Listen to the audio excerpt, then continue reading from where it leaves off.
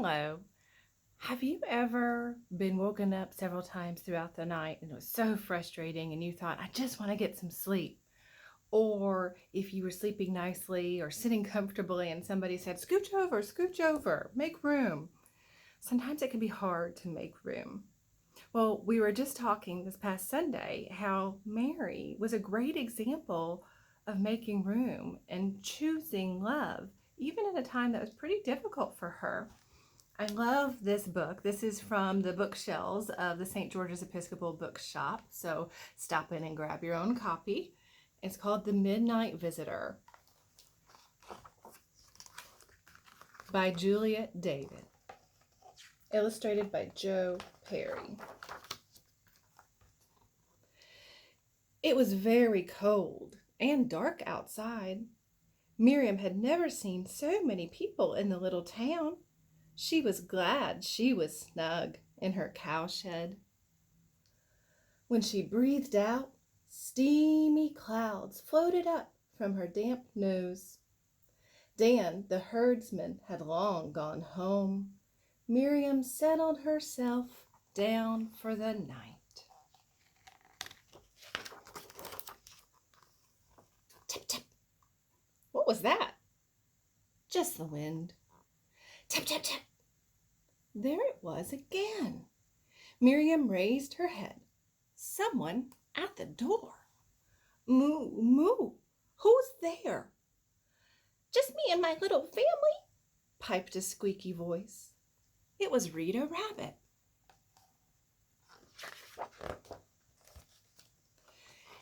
It's freezing, and my Sammy has such a nasty cough, said Rita. Any chance we could sleep in your barn tonight? Miriam was secretly pleased. She didn't really like being all on her own. It's a bit late for visitors, she complained, but I suppose you can. Rita, Ronnie, and their litter of baby rabbits hopped in. They quickly found a heap of dry hay in a corner. One by one, they dropped off to sleep.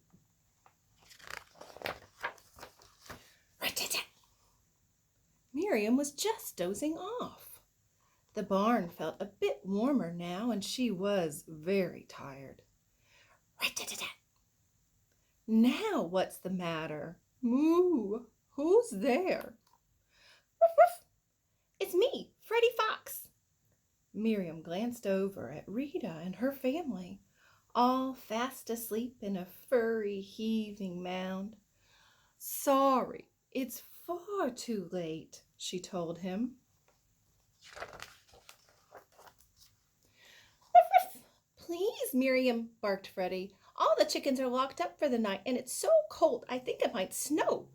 Miriam went to the door and poked her head out. Listen, she whispered. Rita, Ron, and their family are asleep inside. There's to be absolutely no hunting in my barn. Yes, yes, yes, barked Freddie impatiently. Just let me in before my beautiful brush freezes off. Miriam pushed the door open a bit wider, and in slipped Freddie Fox.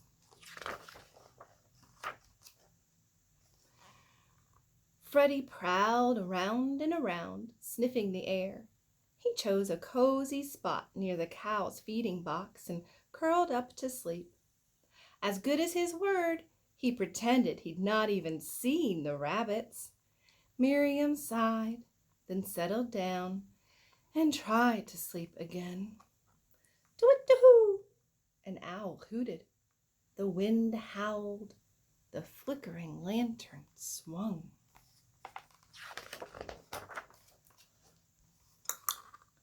Miriam jumped. She'd been dreaming of a lush green meadow.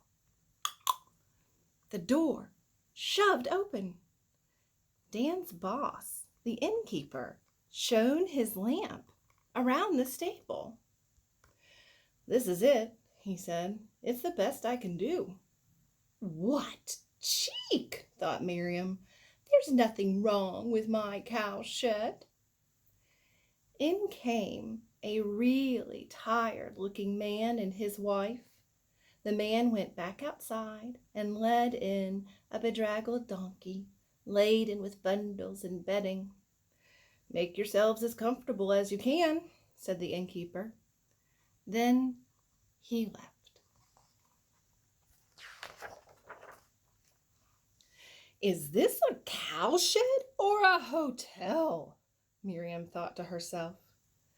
Then she realized that the woman was expecting a baby very soon. She knew the woman would need lots of sleep. Miriam moved away from the warm spot where she'd been lying to make room for the woman. Perhaps at last they could all get some sleep. Wah, wah. Miriam woke with a start. Whatever was that? Then she saw the woman was cradling a tiny baby in her arms. He was crying. The woman fed her little boy. Then the man wrapped him gently in a cloth and laid him in the hay in Miriam's feeding trough. Miriam felt she was bursting with pride. Finally, everyone settled down again.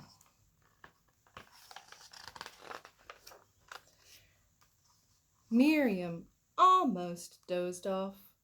Then, way in the distance, she thought she could hear singing. It was more beautiful than anything she'd ever heard. So many extraordinary things were happening this cold night. Thud, thud, thud. A lot of running footsteps. Then, without so much as a knock on the door, a whole gang of out-of-breath shepherds burst into the cowshed.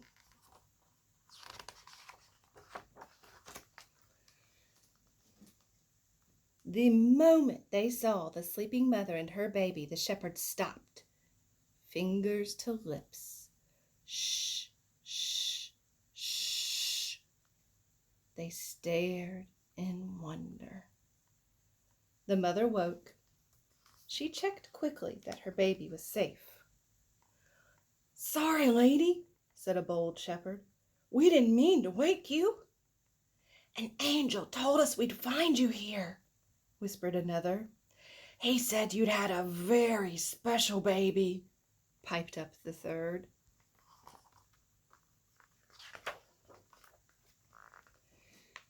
By now, everyone was awake. Rita Rabbit's family all stared at the baby.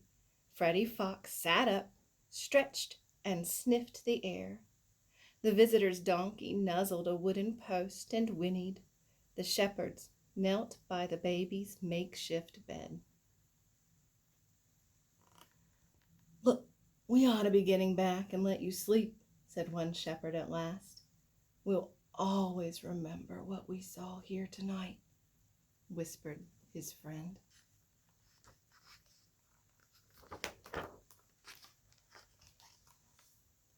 They all tiptoed out. The rabbits dozed off again. Freddie Fox pretended he was asleep too. Day was coming soon, but Miriam would never forget this night. The end. I hope you enjoyed the book, The Midnight Visitors. You can pick up your own copy at the bookshop here. I love thinking about Miriam being frustrated but letting people in, and the idea that there was always more room, especially at the birth of Jesus. Merry Christmas, friends.